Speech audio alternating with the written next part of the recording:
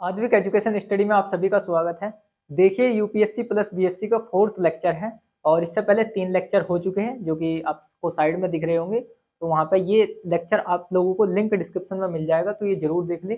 और मैं बता दूं, ये अगर आप यूपीएससी की तैयारी कर रहे हो ऑप्शनल मैथमेटिक्स की, तो यूपीएससी वो बीएससी के साथ साथ कर रहे होंगे बिल्कुल, क्योंकि एक साथ अगर मैं कहूँ तो 3 साल का पूरा सिलेबस आएगा आपका, और 3 के 3 साल का आप एक साल में कवर नहीं कर सकते। तो इसी वजह से आपका बीएससी के साथ साथ आपको तैयारी करनी होगी।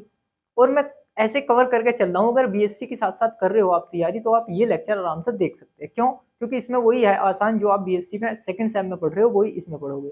फिर ऐसे ही थर्ड सेम में, तो थर्ड सेम का यूपीएससी का भी करवाऊंगा, मैं इसका भी करवाऊंगा। जो जो क्वेश्चन आपके बीएससी में आएंगे वे इसमें, और जो दोनों में आते हैं वे इन वीडियो में कवर कर रहे हैं। ठीक है, तो मेरा कहने का मतलब ये है कि अगर आप बीएससी वाले भी हो, यूपीएससी की तैयारी ना कर रहे हो, कोई दिक्कत नहीं, वे भी ये वाले क्वेश्चन उनमें भी आएंगे जो इन वीडियो में आ रहे हैं। मतलब आपकी यूनिवर्सिटी में ये क्वेश्चन भी, आपकी बुक में भी यही क्वेश्चन मिलेंगे जो मैं इन वीडियो में करवा रहा, और जो यूपीएससी ऑप्शनल में ये भी उन्हीं उसी सिलेबस में मिलेंगे। मतलब दोनों मिक्स क्वेश्चन, जो क्वेश्चन यूपीएससी के मैथ्स ऑप्शनल में आएंगे और जो बीएससी में आएंगे, वे क्वेश्चन इसमें हो रहे हैं इन वीडियो में, ये आप सभी को पता।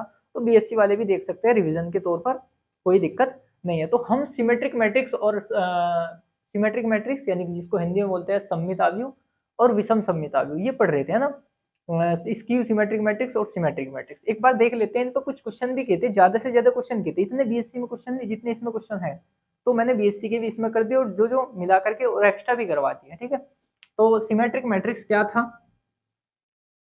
सिमेट्रिक मैट्रिक्स ये था हमारा, अगर ए की पावर डैश एक इक्वल आ जाए, मतलब ए का ट्रांसपोज बोलते हैं इसको, डैश को, है ना, ट्रांसपोज, ट्रांसपोज। और स्क्यू सिमेट्रिक मैट्रिक्स की वो क्या था? Skew symmetric matrix, symmetric matrix ये हमारा क्या था भाई? ये था अगर ए की पावर डैश, मतलब ए डैश लेकर चले, ए का ट्रांसपोज लेकर चले, जिसको हिंदी में क्या बोलते हैं, परिमीकरण शायद कुछ ऐसा बोलते हैं, वो किसके इक्वल आ जाए? माइनस के ए के इक्वल आ जाए। ये क्या होगा? ये हमारा ए का डैश किसके? माइनस ए के इक्वल आ जाए, वो स्क्यू सिमेट्रिक मैट्रिक्स, जिसको हिंदी में इसको बोलते हैं सममित आव्यूह, सममित आव्यूह, और इसको बोलते हैं विषम सममित आव्यूह, विषम सममित आव्यूह।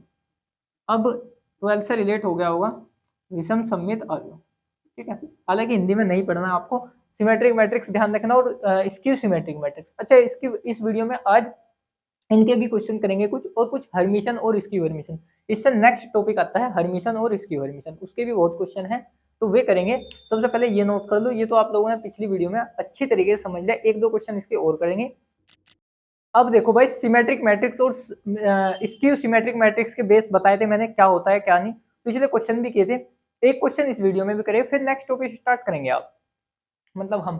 तो क्या कहा है? सो दैट पॉजिटिव और इंटीजर्स, पॉजिटिव का मतलब प्लस वाला, और ओड इंटीजर्स मतलब जो विषम संख्याएं होती है, जैसे कि 1 3 5 7, ये होती है ओड इंटीजर्स, है ना, प्लस वाली। Powers of the skew symmetric matrix, है ना।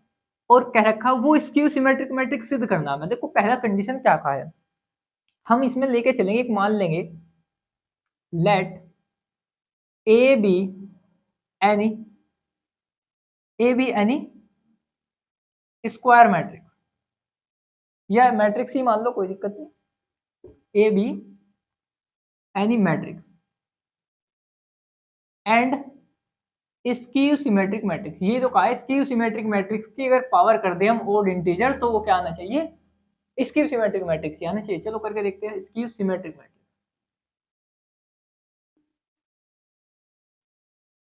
स्क्यू सिमेट्रिक मैट्रिक्स की कंडीशन ए का ट्रांसपोज माइनस ए के इक्वल, या करके लिख सकते हैं ए का डैश माइनस ए के इक्वल। भाई टी की जगह डैश भी लगा सकते हैं, बात सेम है ना। तो दैट इज करके लिख दो यार, जब ये स्क्यू सिमेट्रिक मैट्रिक्स है बी, ए सॉरी, तो ए का ट्रांसपोज माइनस ए के इक्वल होता है, ये होती है इक्वेशन नंबर फर्स्ट, है ना। इसका मतलब स्क्यू सिमेट्रिक मैट्रिक्स की कंडीशन ये है, दैट इज मतलब अर्थात। अब देखो हमने क्या मान लिया, M be a positive number, positive number, positive integers कह दो, पॉजिटिव इंटीजर्स। ठीक है, तो सबसे पहले ए का हम ए की पावर एम लेकर के चलेंगे। ए की पावर एम में देखो, मैं 2 की पावर 2 की पावर 5 लिख रहा है, इसका मतलब क्या है, इसका मतलब ये है 2 को 5 बार लिख दो और उनके बीच में गुना का चिन्ह लगा दो, बात सेम है, ऐसे तो करते हैं। अगर मैं ए को लिख दूं, ए को कितनी बार, m बार, अब m का पता ही नहीं कितना, तो m टाइम्स, ऐसा भी तो लिख सके m टाइम्स, ऐसा लिख दो, ठीक है। ए की पावर m को m बार लिखना था, जैसे इसको 5 बार लिखना था, 5 बार तो हमने लिख दिया, लेकिन m बार हमें पता ही नहीं कितना, तो m टाइम्स लिख दो। मैं क्या कर रहा हूं, अब दोनों तरफ का ट्रांसपोज कर रहा हूं, तो इधर का भी ट्रांसपोज कर दिया, इधर का भी मैंने ट्रांसपोज कर दिया। अब एक ट्रांसपोज की कंडीशन होती है कि a इंटू बी का अगर हम ट्रांसपोज करें, तो मतलब b वाले को सबसे लास्ट वाले को पहले लिख देते हैं, फिर उसको बाद में लिख देते हैं, उन पर ट्रांसपोज लगा देते हैं, ये होती है ट्रांसपोज की कंडीशन। ऐसे ही मैं इन सब पर ट्रांसपोज लगाने वाला हूँ, लेकिन सबसे लास्ट वाला तो शुरू में लिख दो, सबसे लास्ट में ए ही तो आएगा। जैसे भाई इसको 5 बार लिख देते तो सबसे लास्ट में 2 ही तो आया, m नहीं आया, ये m तो m बार तो लिखा गया है, सबसे लास्ट में यही रहेगा, फिर उससे पहले भी यही रहेगा, फिर उससे पहले भी यही रहेगा, ऐसे ही यही चलता चला जाएगा। उसको उस क्या करेंगे, वो भी m टाइम्स ही रहेगा, बस पलट के तो लिखा, पहले वाले को बाद में और इसको बाद में, पलट के तो लिखा इसको, ऐसे सारी जगह ए ही रहेगा, क्योंकि ए m बार लिखा हुआ है। अब उन पे ट्रांसपोज लगा दो सभी पे ही, तो a की पावर m और उसका ट्रांसपोज, a के ट्रांसपोज का मान होता है माइनस के a, होता है नहीं, दिया है, फिर इसका भी माइनस का a और इसका भी माइनस का a, और कहाँ तक, ये भी m टाइम्स तक ही चलेगा यार। अब माइनस कॉमन आ रहा, -1, ठीक है, -1 कॉमन आ रहा, कितने बार है ये -1, ये m बार है तो पावर m लगा दो, और a कितनी बार है, a भी m बार ही है जी, तो m लगा दो power.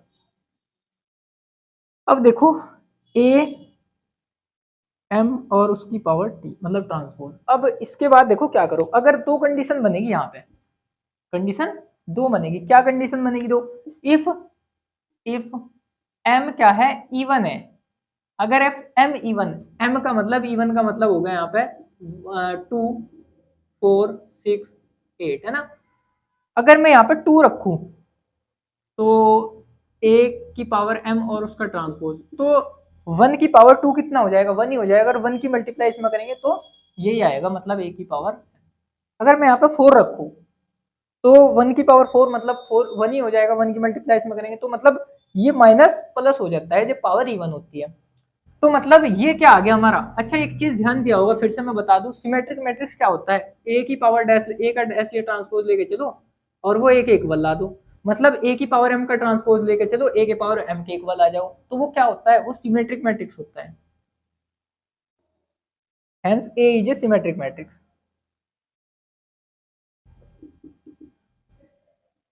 A is A symmetric matrix.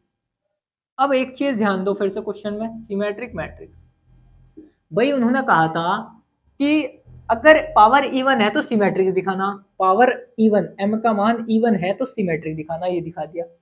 अगर पावर क्या है, पावर हमारी ओड इंटीजर्स है, ओड मतलब 1 3 5 7, तो उसे दिखाना हमें क्या, स्क्यू सिमेट्रिक मैट्रिक्स। अब देखते हैं, if case number second, m क्या है हमारा, ओड है, तो m ओड का मतलब क्या होता है जी, ओड का मतलब होता है हमारा 1 3 5 7, ये होते हैं।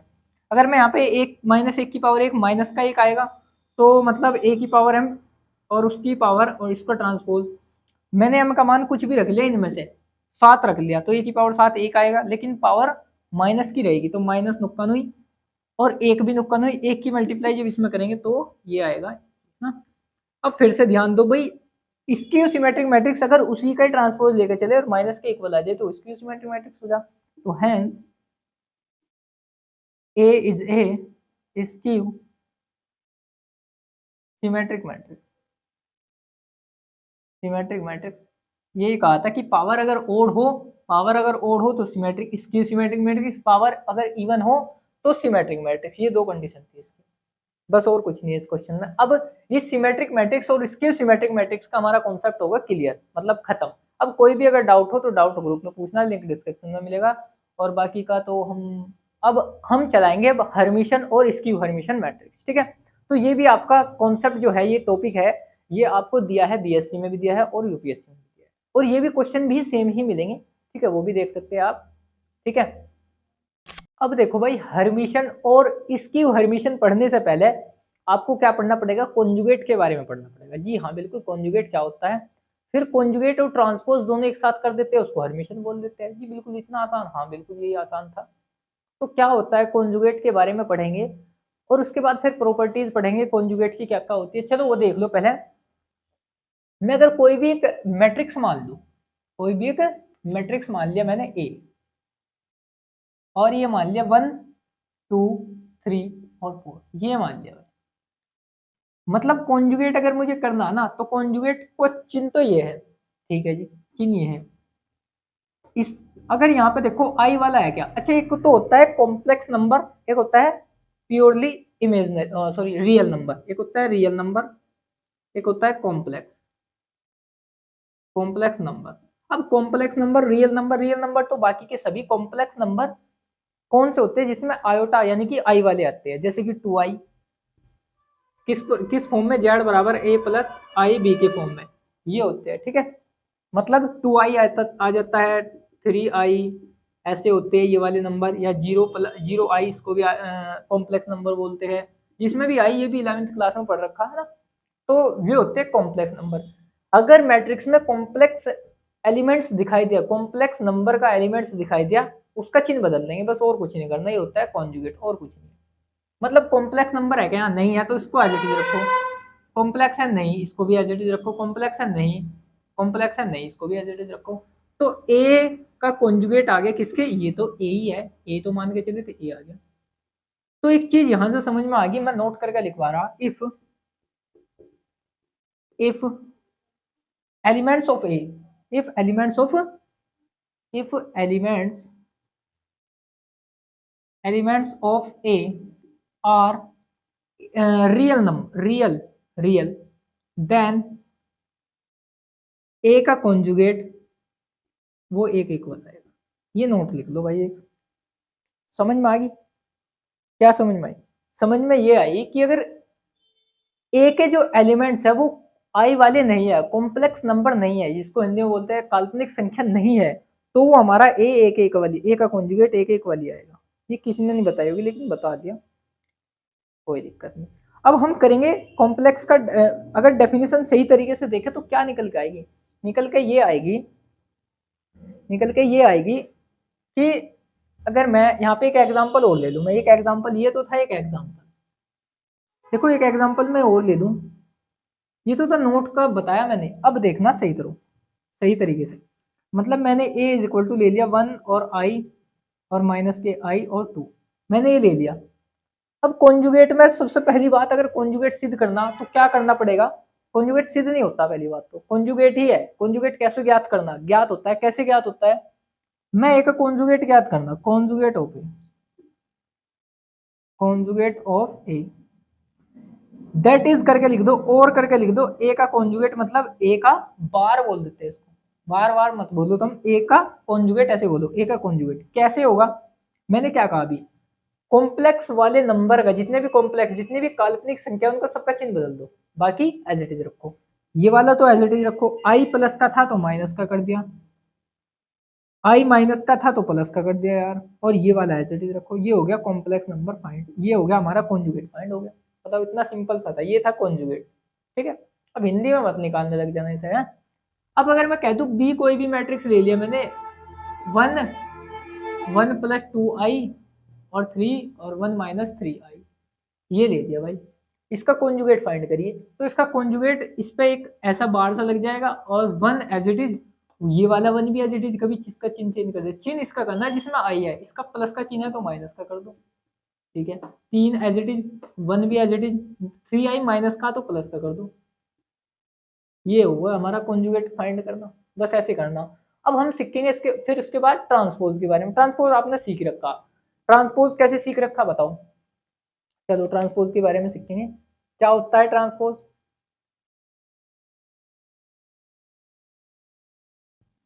फिर उसके बाद हम क्या निकल लेंगे, हर्मिशन तो एक सेकेंड में कर देंगे फिर हम, ठीक है। चलो अब देखते हैं ट्रांसपोज के बारे में, transpose of A matrix, transpose of matrix. Matrix का ट्रांसपोज कैसे ज्ञात करेंगे? भाई ए मैंने मान लिया कोई भी 1 2 और 4 3, ये मान लिया कोई भी एक, ट्रांसपोज कैसे करेंगे? ए का ट्रांसपोज लिख दो और करके या ए पर डैश लगा दो, बात सेम है, ट्रांसपोज का पीछे सिखा रखा। तो कैसे ज्ञात करते हैं? इसको ऐसे कर दो 1 2 और इसको ऐसे कर दो 4 3, ये ट्रांसपोज ज्ञात हो गया। ऐसे ही तो ज्ञात करते हैं, मतलब इसको ऐसे लिख दो, पहली रो को पहली कॉलम बना दो, दूसरी रो को दूसरी कॉलम बना दो, ये ट्रांसपोज होता है। अब अगर मैं आपको कह दूं ए का ट्रांसपोज भी कर दिया, ए का ट्रांसपोज भी कर दिया और ए का मैंने क्या कर दिया, सॉरी, ए का मैंने ये कर दिया, कॉन्जुगेट भी कर दिया और ट्रांसपोज भी कर दिया, इसको ही क्या बोलते हैं? ए की पावर थीटा बोल देते हैं। ट्रांसपोज भी और कॉन्जुगेट, कॉन्जुगेट भी ट्रांसपोज भी अगर एक साथ कर दे किसी भी मैट्रिक्स का, और ए की पावर थीटा को बोलते हैं हम हर्मिशन। बस ये था। बताओ हर्मिशन का कंडीशन कुछ भी नहीं है। तो हर्मिशन अगर दिखाना तो ए की पावर थीटा दिखाओ और वो एक इक्वल दिखा दो, वो हर्मिशन की कंडीशन हो जाएगी। सिंपल था। ठीक है, अब इसके हम एग्जाम्पल देखेंगे और भी बहुत कुछ देखेंगे। ठीक है, क्वेश्चन करेंगे अभी। अब देखो भाई हर्मिशन की डेफिनेशन। अब हर्मिशन की डेफिनेशन कैसी है? अभी मैंने बता दिया, ट्रांसपोज भी कर दो कॉन्जुगेट भी कर दो, हर्मिशन बन जाता है आपका। लेकिन डेफिनेशन में भी यही कहा है, ए स्क्वायर मैट्रिक्स, स्क्वायर मैट्रिक्स ले लिया हमने। कैसा स्क्वायर मैट्रिक्स? जिसकी एम और एन इक्वल हो। एम और एन मतलब पंक्ति और रो इक्वल हो, पंक्ति और रो मतलब पंक्ति और स्तंभ क्या होनी चाहिए? इक्वल होनी चाहिए, या कह सकते हैं रो और कॉलम बराबर होनी चाहिए, उसको क्या बोलते हैं? स्क्वायर मैट्रिक्स बोलते हैं। Is said to be a Hermitian, वो हर्मिशन कहलाएगा इफ अगर अगर 10 ट्रांसपोज, भाई ए कोई मैट्रिक्स है उसका मैंने क्या कर दिया? Transpose of the conjugate, conjugate का ट्रांसपोज कर दिया, कॉन्जुगेट का, इस कॉन्जुगेट का, ऑफ का मतलब का, और क्या कर दिया? ट्रांसपोज कर दिया। कॉन्जुगेट पहले ए का कॉन्जुगेट करा फिर उसका ट्रांसपोज कर दिया, और मैट्रिक्स इज इक्वल टू क्या आ जाए? इक्वल टू मैट्रिक्स ही आ जाए। मैट्रिक्स का लेके चले थे, ए लेके चले थे, और वो ए के ही इक्वल आ जाए, उसको हम क्या बोलते हैं? हर्मिशन। दैट इज करके लिख सकते हैं, दैट इज ए का कॉन्जुगेट करा और उसका ट्रांसपोज करा, वो ए के ही इक्वल आ जाए, या करके लिख सकते हैं ए की पावर थीटा ए के इक्वल आ जाए, इसको हम हर्मिशन मैट्रिक्स बोलते हैं। सिंपल सी भाषा थी, परिभाषा थी, ये था। तो कॉन्जुगेट भी कर दो ट्रांसपोज भी कर दो। कॉन्जुगेट ट्रांसपोज का मतलब आप समझ ही गए होंगे, पिछले एग्जांपल दी। और कॉन्जुगेट और ट्रांसपोज को ही हम थीटा लिख देते हैं पावर, और वो अगर इक्वल ए के आ जाए वो हमारा क्या होगा? चलो अब इसकी प्रॉपर्टीज लिख लो यार, कुछ प्रॉपर्टीज। अगर मैं ए का क्या करूँ? हर्मिशन मैट्रिक्स ए का ट्रांसपोज कॉन्जुगेट कर दूं और दोबारा भी यही कर दूं, तो मतलब वो ए के इक्वल आ जाएगा। कंडीशन फर्स्ट है ना, प्रॉपर्टीज फर्स्ट बोल सकते हैं इसको। सेकंड क्या है? ए प्लस बी का अगर मैं क्या करूँ? हर्मिशन मैट्रिक्स मतलब ट्रांसपोज कॉन्जुगेट करूँ, तो वो कितना आएगा? ए इस पर लगा देंगे थीटा और पावर थीटा इस पर लगा देंगे, बिल्कुल ये भी सिंपल था। थर्ड अगर मैं कंडीशन देखूँ, के और ए की पावर मैंने थीटा कर दिया, तब ये थीटा पावर ऐसा नहीं करने के की पावर थीटा अलग कर दे, ए की पावर थीटा अलग नहीं। और के यहाँ पे, के अगर अगर के यहाँ पे क्या हो? कॉम्प्लेक्स नंबर हो, कॉम्प्लेक्स नंबर मतलब आई वाला हो, तब क्या करना है? तब हमारा यहाँ पे क्या लग जाएगा जी?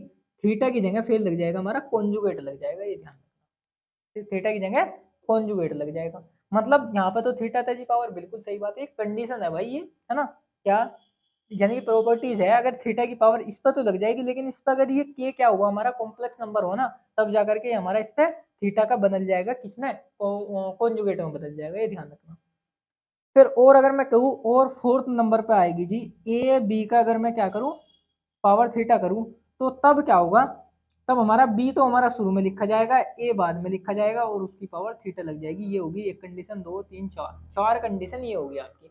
तो चार प्रॉपर्टीज आपको ये याद रखनी है। अब इसके बाद हम हर्मिशन, स्कीव हर्मिशन के बारे में पढ़ेंगे, है ना? तो ये चार कंडीशन आपके याद हो चुकी होगी, और हर्मिशन मैट्रिक्स का भी पता लग गया होगा। ए की पावर थीटा ज्ञात करो। अच्छा, इसका कुछ एग्जाम्पल बता दूं, चलो एग्जाम्पल देखेंगे। ए की पावर थीटा करा और उसका ही ए के इक्वल आ जाए, तो वो हमारा क्या हो जाएगा? वो हमारा हर्मिशन मैट्रिक्स हो जाएगा। अब देखो भाई, हर्मिशन मैट्रिक्स के मैंने दो एग्जांपल लिख लिए, एग्जांपल से आपको समझ में आ गया हो। अच्छा, ऐसा क्यों कर रहा हूँ मैं? वीडियो पॉज कर करके आपको लिख रहा हूँ। अगर मैं साथ साथ लिखूँ ना भाई, तो आधे घंटे की वीडियो आपकी 1 घंटे की हो जाएगी। और यूपीएससी के अगर बच्चे हो ना, तो तैयारी ऐसे नहीं करते, टाइम वेस्ट नहीं करते कहीं पे भी। तो टाइम वेस्ट मैं आपका करवाना भी नहीं चाह रहा। मैं आपको फील करा दूंगा डिजिटल बोर्ड पे पढ़ा रहा हूँ, भले ही मेरे पास डिजिटल बोर्ड ना हो, ठीक है। तो ऐसा फील कराया जाएगा बिल्कुल कि हाँ डिजिटल बोर्ड चल रहा है, बेफिक्र हो गया ना, बढ़िया तरीके से ऐसे ही पढ़ना बिल्कुल, ठीक है। तो चलो पढ़ते पढ़ते हैं फिर क्या होता है। हर्मिशन मैट्रिक्स मैंने बताया भी, कॉन्जुगेट भी करो और उसका ट्रांसपोज भी करो और ए के इक्वल ला दो, तो मतलब हर्मिशन मैट्रिक्स सिद्ध हो जाता है। देखो ये एग्जांपल दिया मैंने, सबसे पहले इसका कॉन्जुगेट कर देना है। कॉन्जुगेट का मतलब ये बताया था कि आई वालों का चिन्ह चेंज कर देना है। तो 2 3 एज इट इज, और 2i यहाँ पे है तो माइनस के 2i कर दो, चिन्ह चेंज कर रहे हैं हम केवल आई वालों का। यहाँ पे देखो 2i माइनस का था तो प्लस का कर दो यार, इसका मत कर देना। ये 7 एज इट इज रखा, फिर मैंने कर देना इसका जी ट्रांसपोज भी कर देना। ट्रांसपोज करने का मतलब है पहली रो को पहली कॉलम बना दो, 3 माइनस 2i, फिर दूसरी रो को दूसरी कॉलम बना दो, 3 प्लस 2i और 7। ये ए का ट्रांसपोज और कॉन्जुगेट, इसको बोल देते हैं हम पावर थीटा, है ना। और ये सेम है, ए के इक्वल है ना, तो इसको ए लिख दो। तो ये सिद्ध हो गया जी हमारा ये वाला, hence A is a Hermitian matrix. बस ये सिद्ध करना था, बताओ हर्मिशन मैट्रिक्स। अब सेकेंड एग्जांपल ये है, B इज इक्वल टू, हमें क्या करना, सबसे पहले अगर हर्मिशन मैट्रिक्स सिद्ध करना तो कॉन्जुगेट फाइंड करिए उसका। B का कॉन्जुगेट क्या फाइंड करेंगे, 1 एज इट इज, आई वाले का चिन्ह चेंज कर देंगे, आई प्लस का माइनस का तो प्लस का कर दिया यार, फिर ये माइनस का एज इट इज। फिर इसका क्या करो, बी तो हमारा कॉन्जुगेट तो हमने कर दिया, इसका ट्रांसपोज भी कर दो यार। ट्रांसपोज करने का मतलब पहली रो को पहली कॉलम बना दो, 1 माइनस आई, दूसरी रो को दूसरी कॉलम बना दो, इसको ऐसे लिख दिया। अब देखो ये इसको हम क्या बोल देते हैं, बी की पावर थीटा बोल देते हैं, और ये किसके बी के इक्वल है, बिल्कुल सेम है नहीं, तो बी के इक्वल लेने की बी। अब बी की पावर थीटा लेके चले यार, बी आ गया, इसका मतलब ये क्या होगा, हर्मिशन मैट्रिक्स, हर्मिशियन मैट्रिक्स ये हो गया जी, ठीक है। बताओ क्लियर है। तो ये था हर्मिशन मैट्रिक्स के बारे में। अब हम इसके बाद स्क्यू हर्मिशन मैट्रिक्स पढ़ेंगे, ठीक है। स्क्यू हर्मिशन मैट्रिक्स क्या होता है, बस क्या इसमें कुछ क्या आता है भाई, ए की पावर थीटा लेके चलो और माइनस ए के इक्वल दिखा दो यार, ये होता है स्क्यू हर्मिशन। जैसे कि symmetric matrix skew symmetric matrix था, यही था बस, और क्या है। तो देखो भाई नेक्स्ट पे आता है, नेक्स्ट पे आता है स्क्यू सिमेट्रिक मैट्रिक्स। जैसे सिमेट्रिक मैट्रिक्स था और एक स्क्यू सिमेट्रिक मैट्रिक्स था, ऐसे ही एक हर्मिशन मैट्रिक्स है और एक स्क्यू हर्मिशन मैट्रिक्स है, ठीक है। तो स्क्यू हर्मिशन में भाई सिमेट्रिक मैट्रिक्स में क्या था कि ए का डैश लेके चले, ए का ट्रांसपोज वो एक इक्वल आ जाए सिमेट्रिक मैट्रिक्स, ए का डैश लेकर के चले माइनस के एक इक्वल आ जाए वो स्क्यू सिमेट्रिक मैट्रिक्स। ऐसे ही ए की पावर थीटा लेके चले वो एक इक्वल, तो वो हो जाएगा हर्मिशन मैट्रिक्स। लेकिन ए की पावर थीटा लेकर के चले और माइनस एक इक्वल आ जाए वो हो जाएगा स्क्यू हर्मिशन मैट्रिक्स, जो कि मैंने यहाँ पे लिखा है। तो लिख देंगे A square matrix is said to be, square matrix A is said to be skew Hermitian matrix, skew Hermitian matrix, skew Hermitian matrix if, अगर ए की पावर थीटा लेके चलो माइनस एक इक्वल आ जाए वो क्या हो जाएगा, वो हमारा स्क्यू हर्मिशन मैट्रिक्स हो जाएगा। और एक चीज नोट करके मैंने यहाँ पे लिख भी दी, क्या लिख दी भाई, द एलिमेंट्स, एलिमेंट्स अवयव को बोलते हैं जो इसके अंदर लिखे हुए, of the principal diagonal, principal diagonal के एलिमेंट मतलब विकर्ण के अवयव, विकर्ण के अवयव यही तो होता है विकर्ण, विकर्ण के अवयव मस्ट बी, हमेशा मस्ट बी प्योरली इमेजिनरी होने चाहिए, इमेजिनरी रहते हैं, होने चाहिए नहीं रहते हैं इमेजिनरी, ठीक है, इमेजिनरी होते हैं, इमेजिनरी नंबर और जीरो भी हो सकते हैं। इमेजिनरी नंबर का मतलब है आई वाले हमेशा। तो इसके सिमेट्रिक मैट्रिक्स के एलिमेंट हमेशा डायगोनल, प्रिंसिपल डायगोनल यानी कि विकर्ण के अवयव हमेशा क्या रहेंगे, या तो जीरो रहेंगे या आपके इमेजिनरी नंबर रहेंगे, यानी कि आयोटा वाले आई वाले रहेंगे, कॉम्प्लेक्स नंबर रहेंगे, ठीक है, ये कह सकते हैं। तो देखो यहाँ पे ये एग्जांपल यही दे रखा है यार, इमेजिनरी है और जीरो भी है, तो या तो इमेजिनरी रहेंगे खाली से या जीरो ही रहेंगे खाली, ठीक है, ये भी हो सकता है या दोनों हो सकते हैं साथ साथ, जैसे ही है। इसको सिद्ध करके दिखाएंगे। ए की पावर सबसे पहले ए का कॉन्जुगेट ज्ञात करो, इसका भी चिन्ह बदल दो, इसका भी चिन्ह बदल दो, 4i वाले का केवल कॉन्जुगेट ऐसे ही तो क्या होता है, -5 एज इट इज, आई वाले का कॉन्जुगेट कर दो, मतलब चिन्ह बदल दिया, और ये 0 एज इट इज। फिर इसका ट्रांसपोज भी कर दो, ट्रांसपोज करने का मतलब ये लो ट्रांसपोज कर दिया, है ना। इसको ऐसे लिख दिया -2i और 5 - 4i, फिर इसको ऐसे लिख दिया -5 और -4i और ये 0। बताओ क्लियर है। इसको हम क्या लिख सकते हैं, टी लगा लो इसको सही से, इसको लिख सकते हैं e⁻θ। बिल्कुल मैं यार इसमें से माइनस कॉमन ले रहा, इसमें से माइनस कॉमन, तो ये 2i प्लस का हो जाएगा, माइनस कॉमन लेते हो ये दोनों प्लस के हो जाएंगे, 5 + 4i। जी बिल्कुल सही है, मैंने इसमें से माइनस कॉमन लिया तो 5 तो माइनस का हो गया और ये +4i हो गया। माइनस कॉमन लेते हो, इसमें से चाहे कुछ भी कॉमन ले लो 0 ही रहेगा। e⁻θ minus as it is, और ये बिल्कुल सेम इसके इक्वल है क्या, एक बिल्कुल एक इक्वल है तो लिख दो। अब देखो यही कहा था मैंने, अगर ये इक्वल ऐसे आ जाए कंडीशन तो ये हमारा क्या हो जाएगा, स्क्यू हर्मिशन मैट्रिक्स है ना, हर्मिशन लिख दो यार यहाँ पे, skew Hermitian matrix, skew Hermitian matrix. तो hence A is a skew Hermitian matrix, skew Hermitian matrix ये था भाई, ठीक है और कुछ नहीं। तो अब हम नेक्स्ट वीडियो में देखेंगे आगे का, बस आज के लिए इतना ही, थोड़ा थोड़ा करते चलेंगे हम। मैंने क्या कहा था, बीएससी पे भी थोड़ा सा फर्क नहीं पड़ना चाहिए और आपकी तैयारी पे भी कोई फर्क नहीं पड़ना चाहिए, ठीक है, साथ साथ दोनों करते चलेंगे, बेफिक्र रहिए। आज के लिए इतना ही, धन्यवाद।